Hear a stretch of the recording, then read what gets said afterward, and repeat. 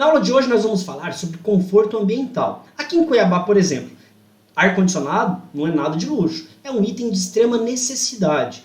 Mas é possível você ter uma edificação com conforto climático, conforto luminotécnico, tudo se você planejar bem. E aí, se você tiver uma edificação eficiente. Sabe aqueles selos que vem na geladeira de consumo de energia? Classificação A, B, C, e você sempre procura o de A, porque consome menos energia? Então, isso também é possível para as edificações, mas é essencial que você preveja isso desde aqui do projeto.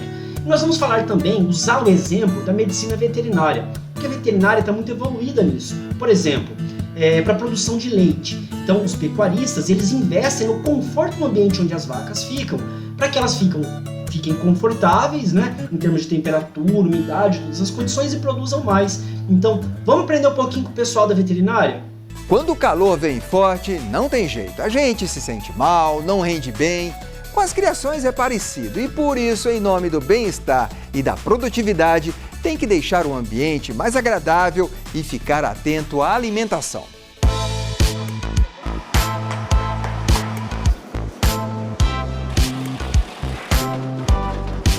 Tá fazendo calor, o gado sente e isso reflete na produção. É por isso que vale todo o esforço para refrescar um pouco o dia a dia dos animais. Claro, com esses ventiladores e água fresquinha, o rebanho aproveita. Nessa fazenda, R$700 mil foram investidos em equipamentos. Proporcionando ventilação, resfriamento e uma dieta apropriada, a gente consegue aí que não caia ao leite uns 30%. Antes desses investimentos, a pasto, nós tínhamos 25 litros de produção no inverno e 18 no verão. Hoje nós mantemos 42 litros no inverno e 39, 38 no verão. O que se tenta evitar é o chamado estresse térmico, tão prejudicial ao organismo da boiada. Aqui nessa outra fazenda que fica em Campina do Monte Alegre, 22 exaustores provocam uma ventania aqui do lado de fora do barracão. Mas os efeitos desse sistema, conhecido como túnel de vento para o resfriamento do gado, a gente vai ver lá dentro. João, aqui suas vacas passam muito bem, né? Muito bem, o ano inteiro. É como se você tivesse duas salas para você trabalhar, uma com ar e outra com ventilador. Com certeza você escolheria com ar-condicionado, porque o seu trabalho renderia o dobro. Ia render muito mais. E o leite é a mesma coisa, a vaca vai render muito mais do que no clima quente. A produção entre verão e inverno deve ficar aí uma diferença de 3 a 4%. Antigamente, sem o sistema, caía 20 a 30%. Para deixar o ambiente mais agradável, na extremidade do barracão, oposta aos exaustores, há uma parede feita com placas de papelão. A água passa pelas placas e evapora. E esse vapor é sugado pelos exaustores, o que resfria a área. Aqui são criadas 150 vacas. O custo mais alto é a energia, que dobrou, porque é lâmpada e exaustores, né, para manter a temperatura controlada. Mas, em contrapartida, a produção vem crescendo dia a dia.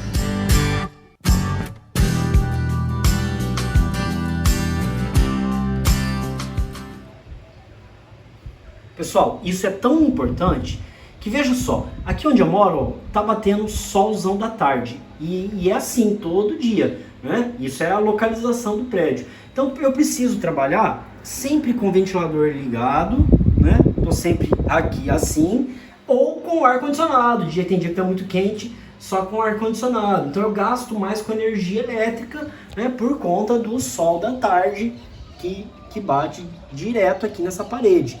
Na época que eu fui comprar, eu tinha a opção de comprar o apartamento que fosse só o sol da manhã. Porém, a diferença de preço, o mesmo apartamento, a mesma metragem, tudo igual. A diferença, o que batia o sol da manhã e à tarde não tinha esse sol direto aqui, era de R$10 mil. Então assim, R$10 mil é o preço, isso é quantificado, né? Essa questão da incidência solar na edificação. Agora, se você está construindo, você está fazendo um projeto, você já pode pensar isso e veja só a quantidade, o quanto isso pode ser monetizado, o quanto isso é importante e vai te ajudar para você não ficar tão dependente do ar-condicionado. Isso tem a ver com a eficiência energética da edificação. Vou apresentar a frigideira de plástico. Nós vamos fazer de conta que ela é o sol. Essa régua aqui nós vamos fazer de conta que ela é o raio solar. Essa caixa de sapato a gente vai fazer de conta que é uma construção, pode ser uma casa. E os pontos cardeais, sul, norte, leste, oeste. Eu estou aqui no norte. Opa, vamos parar aqui, deixa eu cortar essa cena. É o seguinte, primeiro seminário, anotem aí.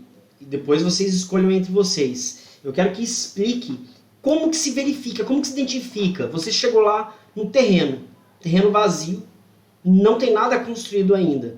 Como que você sabe onde o sol nasce, onde o sol põe? Onde são os pontos cardeais? Norte, sul, leste, oeste. E eu quero que você explique de 2 formatos, tá? Primeiro, na verdade 3 formatos. Primeiro, só observando, né? Considerando que não seja um dia nublado, né?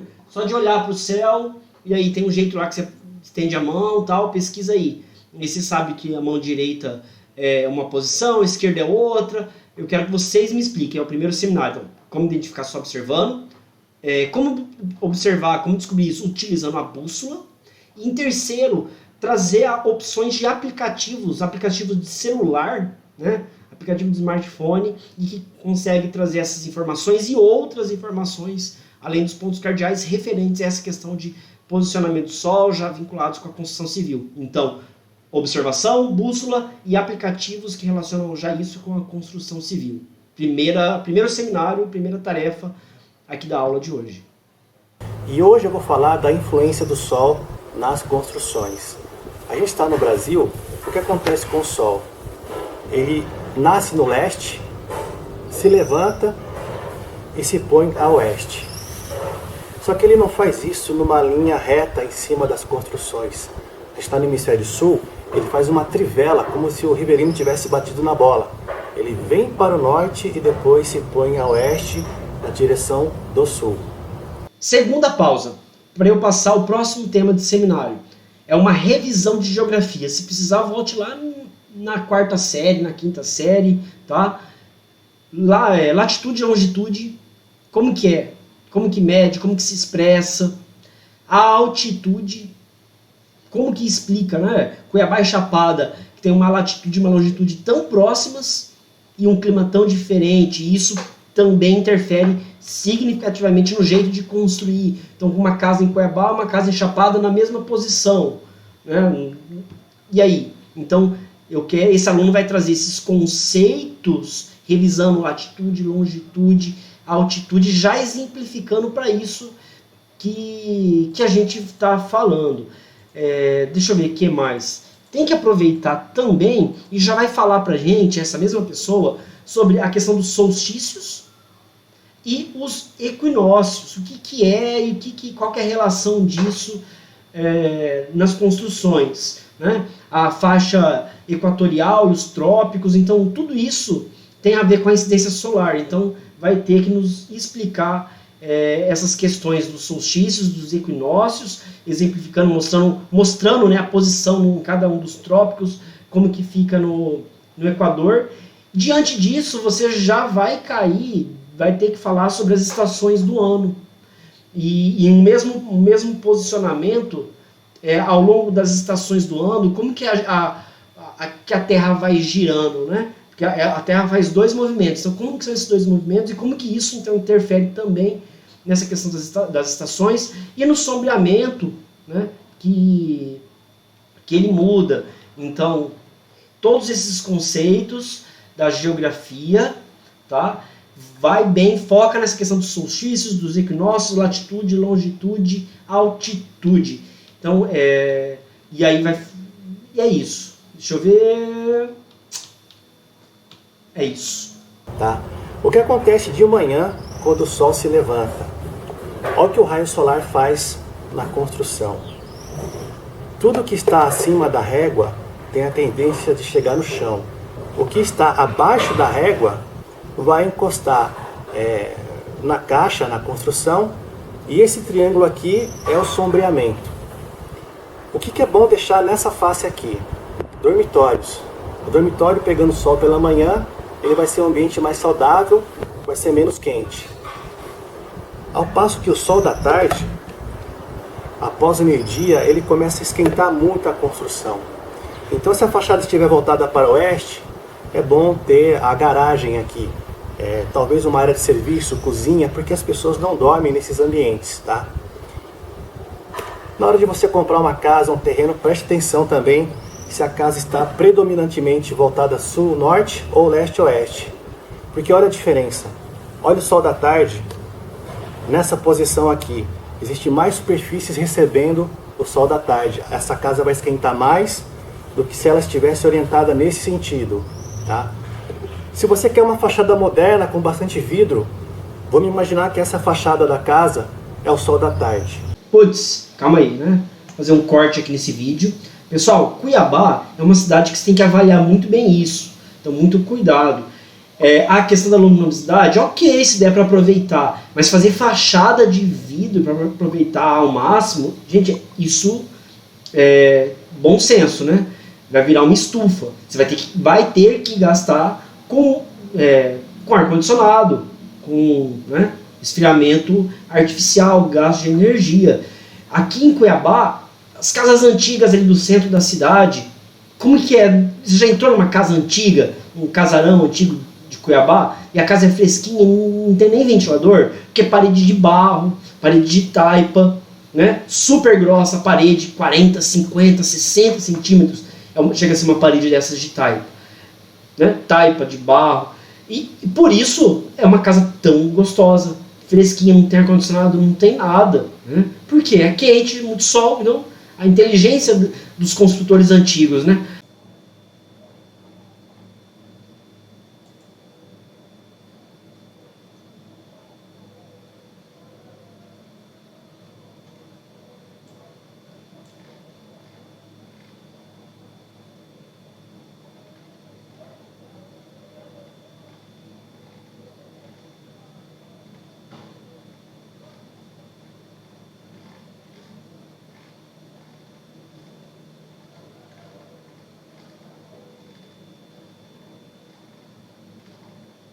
Aí hoje o pessoal quer fazer negócio aí que bonito, moderno, não sei o que, fachada de vidro, legal, lá onde é frio, lá onde faz, ou mesmo que ela faz calor, mas a maior parte do ano é frio, é escuro, tem pouco sol, sei lá, Curitiba da vida, vamos pensar, em Curitiba legal, uma solução muito legal, fazer todo prédio de vidro, fachada, mas aqui em Cuiabá vai esquentar. E aí, você prefere gastar com energia elétrica, com lâmpada de LED que o consumo é mínimo, ou com ar-condicionado? Gente, isso tudo a gente está falando aqui porque às vezes são coisas que a pessoa só vai pensar, só vai verificar quando começar a usar. Aqui nesse etapa que a gente está de planejamento da obra, fazendo projeto, você tem que pensar no usuário.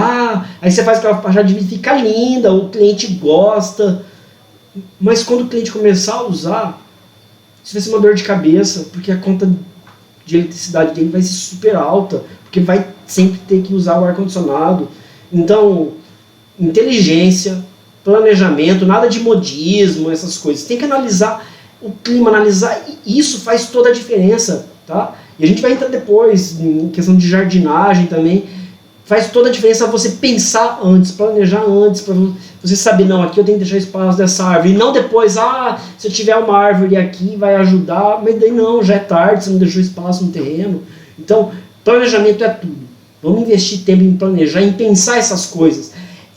Essas coisas que eu estou falando, pode falar assim, detalhes, né? São detalhes que o Valinho está falando. Não, esses detalhes são o que fazem a diferença, são o que tornam você, o seu projeto, diferenciado dos outros. Se a sua fachada estiver voltada para o sul, nessa posição, aqui não bate sol diretamente, aqui é luz difusa, esquenta menos, então aqui dá para trabalhar com mais superfície de vidro.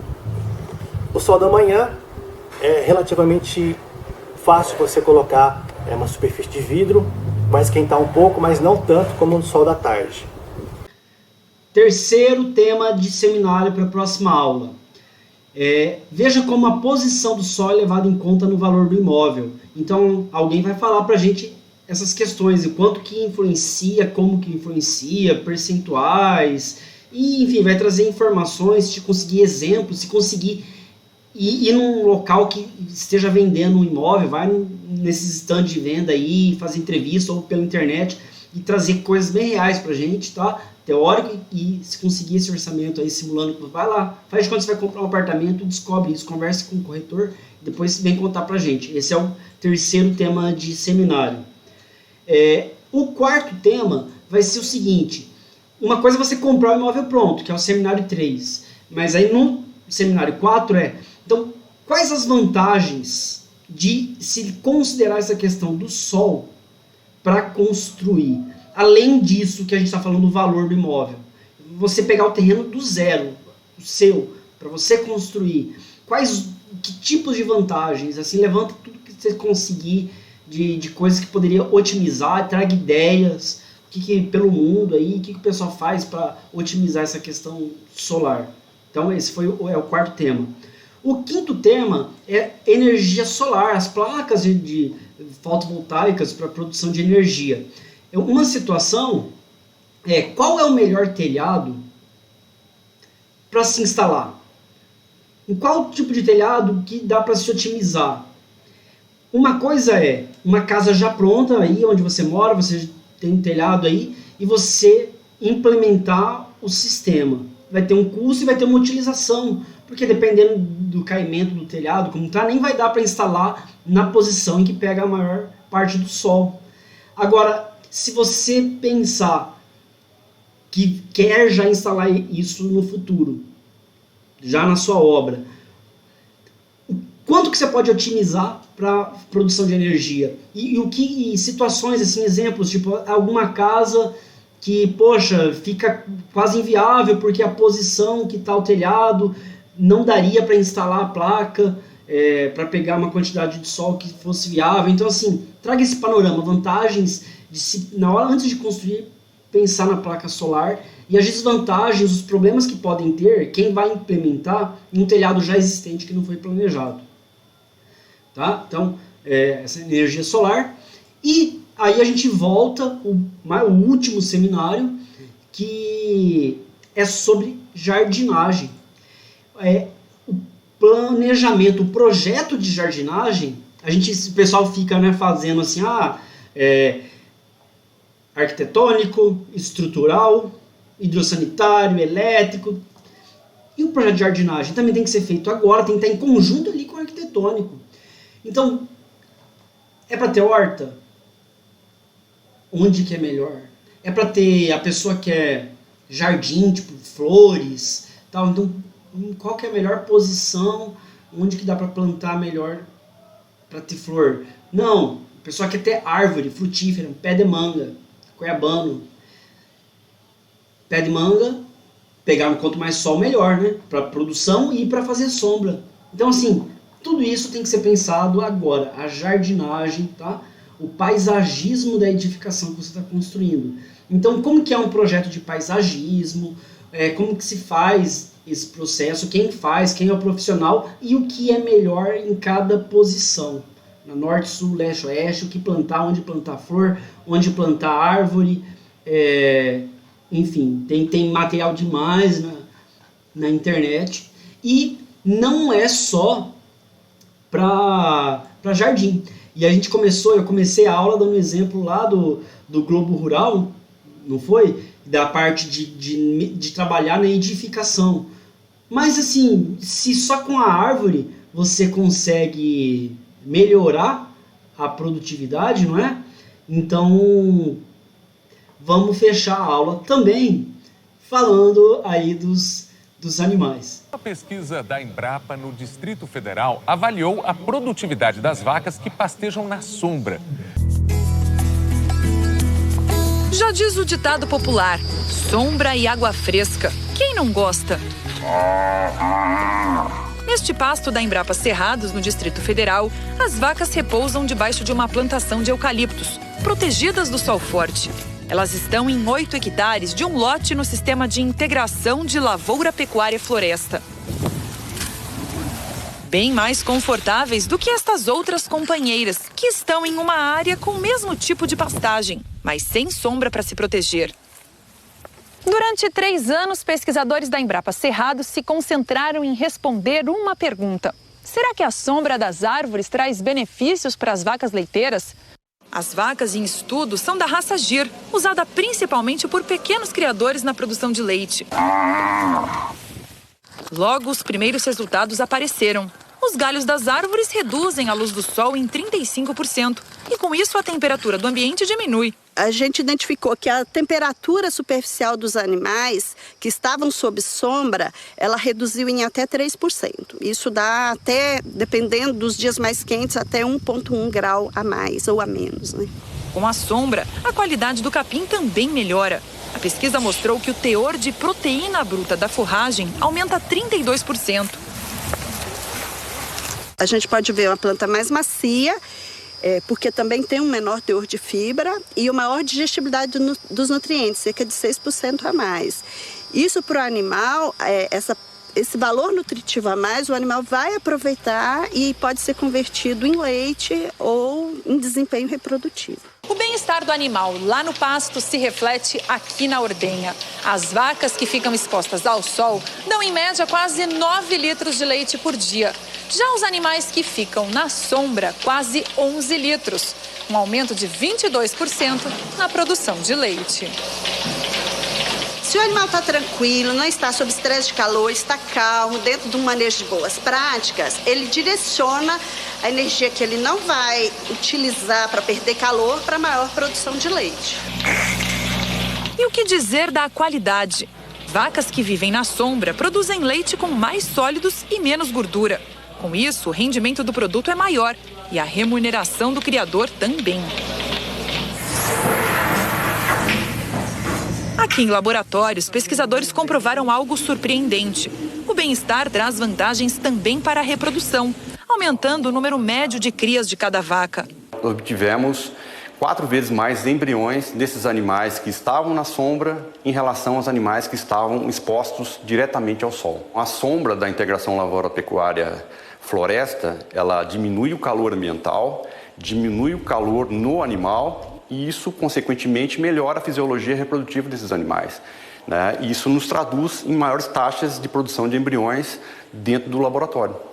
Espero que tenham assistido esse vídeo completo, estão chegando nesse finalzinho aqui, não tenham desistido lá atrás, né? Viram que interessante? E, gente, isso aí é muito estudado, é muito aplicado para os animais, porque é questão que gera dinheiro, né? Produtividade. Não vamos nos enganar também que eles fazem tudo isso pensando no bem-estar do animal, não. Pensando em ganhar mais dinheiro.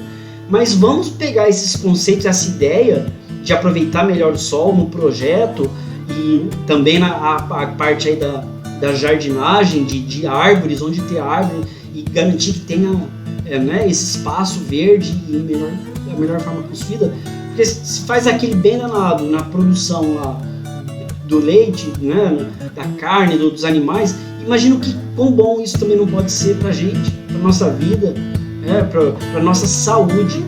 Então, pensar a edificação, considerando tudo isso que a gente falou na aula de hoje, é pensar também em saúde. Bom, pessoal, então, por hoje é isso e nos vemos na próxima aula. Um abraço a todos.